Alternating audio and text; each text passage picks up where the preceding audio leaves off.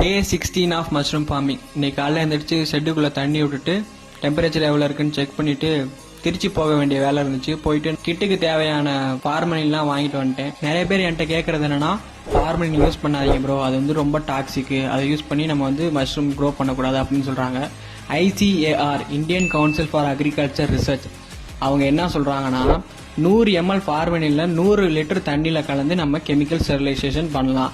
இதுதான் அவங்களோட ரெக்கமெண்டேஷன். அதுபடி தான் நம்ம யூஸ் பண்ணுறோம்.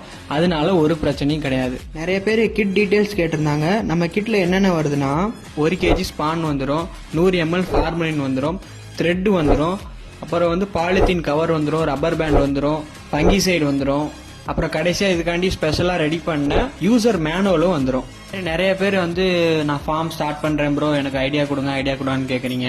முதல்ல இந்த கிட்டை வாங்கி இதில் வந்து ஒரு 4 to 5 பேக்ஸ் போடலாம். அந்த பேக்கை போட்டு ஒரு ட்ரையல் மாதிரி பண்ணி பார்த்துட்டு அதுக்கப்புறம் நீங்கள் இந்த பிஸ்னஸ்க்குள்ளே இறங்குங்க. ஏன்னா இந்த பிஸ்னஸில் முக்கியமாக ப்ராக்டிக்கல் நாலேஜ் நிறையா வேணும். வெறும் 500க்கு நம்ம கிட்ட வந்து தமிழ்நாடு ஃபுல்லாக ஃப்ரீ டெலிவரி பண்ணிக்கிட்டு இருக்கோம். யாருக்கெல்லாம் வேணும்னோ எனக்கு டிஎம் பண்ணி ஆர்டரை பிளேஸ் பண்ணிக்கோங்க.